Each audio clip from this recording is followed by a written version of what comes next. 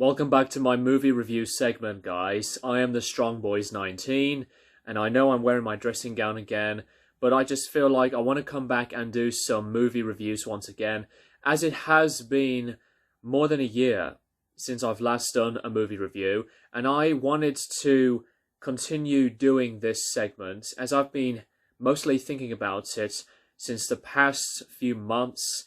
And I am here to come back into the Halloween franchise. And I am going to be also reviewing Apocalypse Now, as I've mentioned previously. But I will do that one very, very soon. So anyways, this is going to be my movie review for the 2018 film of Halloween. So, this is the beginning of something different once again for the Halloween franchise. And this follows 40 years after the original film from 1978, and it was directed by David Gordon Green, and he also did write this film along with Jeff Bradley and also Danny McBride. David Green has been another fan of the Halloween franchise, so I do give him a lot of the respect, as he was working with a lot of focus and he was into his own big shoes while he was making a film like this. So this is the next installment into the Halloween franchise after the fucking abomination that is Rob Zombie's Halloween 2. But thankfully, in 2018, we have decided to check out the new reboot of the Halloween franchise. It came out in September, the Toronto International Film Festival, and in America, October 19th.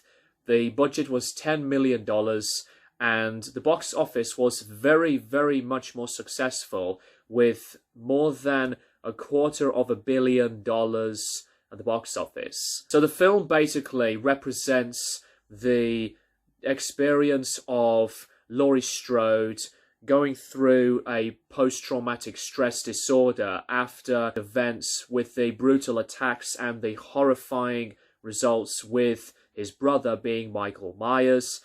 And most of the film is basically onto the newer path for Strode, as that she was still suffering with that very bad issue. And the beginning of the film presents something very, very good.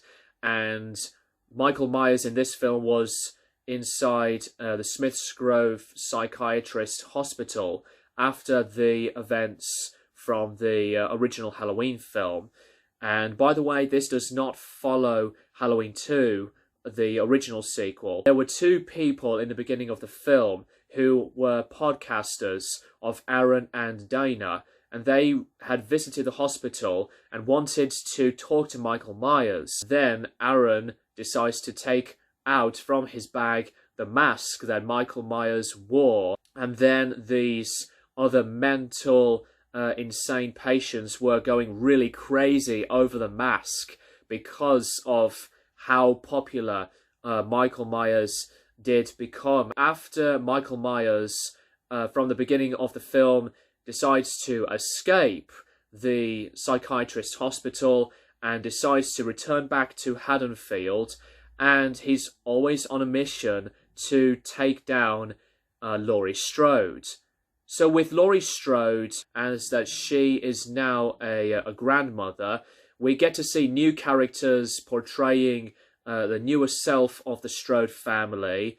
And as the film went on, with Michael Myers going through various killings with his spree at Haddonfield, Laurie Strode obviously knows that Michael Myers has escaped, and she's just been going through a lot of these stressful mentality difficulties, and she just decides to think to herself, like, fuck everything, I'm going to go back to Michael and give him whatever he needs to be getting. So she's on a big revenge mission to find Michael and terminate him once and for all. And obviously with the younger Strode family being involved with this, it's their chance of survival, as that Michael Myers was going through a lot of very, very brutal killings, and I really like some of them in this film, involving Michael attacking Aaron and Dana. I thought that sequence of the mentality of a savage, brutal way of terminating were really brutal. And I do think that some of the other ways of Michael Myers' actions of killing these people were pretty creative. And as I was watching the film later on, we get to see some more of the drama surrounding Laurie Strode, as I really like that there was a lot of the character that was adding into these types of paths for this film. So there was quite a bit of action surrounding this film as the movie progresses. I really like the other sequences, especially Laurie and her family decides to go to her house, and then she displays the family her massive load of guns and various weapons to keep herself very protected in order for her mission to proceed with her vengeance against Michael Myers. So that's basically a lot of that simplicity in the film. And what's also really cool for the casting is that Nick Castle, who played Michael Myers in the original film, did reprise his role for the first time since the first Halloween film, and it was absolutely fantastic. Although it was not only him that he did the acting as Michael Myers, because while I really liked a lot of the other actors who acted out as Michael Myers, I think that some of the other ones in later Halloween flicks go, not all of them are like as strong, but I think most of them do give a lot of the credit and the additional appearances to portray one of the greatest horror characters of all time. There are a few weaknesses in this film, however.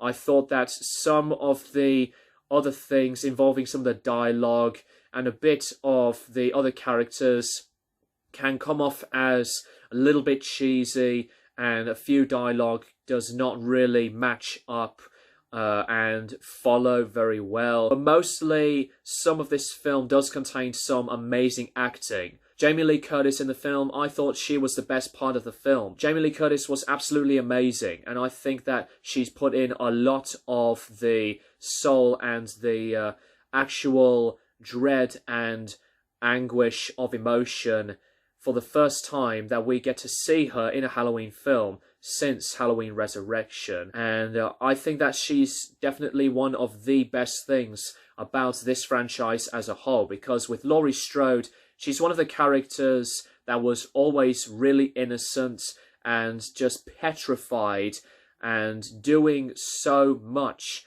to, you know, be in a very safe position while Michael Myers was going through so much of his own murderous sequences of actions. Not to disrespect the other later, newer characters in this film, though, because involving the Strode family characters, they were really, really good. I do give the newer cast so much credit for doing everything that they can to deliver as much of some really good acting into this film throughout. I will say, though, this is, for some people to say that this is one of the best films in the Halloween franchise, I would possibly agree. I think that this is one of the later best Halloween films, since other ones I really liked, involving Halloween H2O 20 years later, which I think is very underrated. And I think that to follow up the original Halloween film and ignoring Halloween 2 right after the original film, it was a really, really good smooth of idea and direction. And I'll have to say that this is a film that is like not as strong as the original Halloween, although I really have been a fan of the original Halloween 2, and also citing Halloween 4, The Return of Michael Myers, to be one of my personal favourites. And I think that film should have ended off the Halloween franchise as a whole.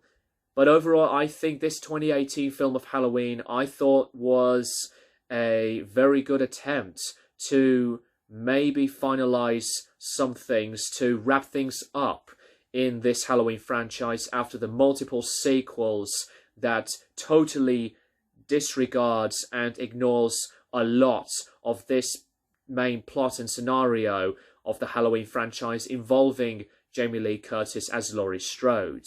Say what you say about this film. I know there are some people that don't really like this film, say that it's not as great, but I actually think this is a very solid film. So for a movie rating into this film, I'm going to give this 4 out of 5 stars. As I think about this movie a lot more, the more I do appreciate it.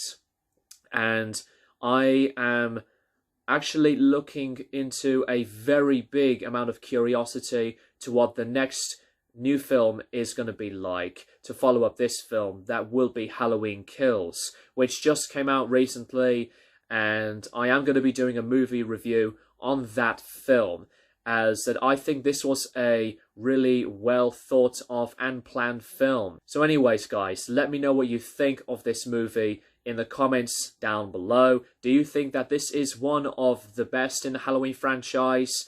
Or to some of your opinions say it's not as good or just not a standout film? Please address your words of this film, as I would like to get into more of the conversation with more Halloween fans. Thank you guys for watching, and as always I will keep you guys posted for more videos in the near future.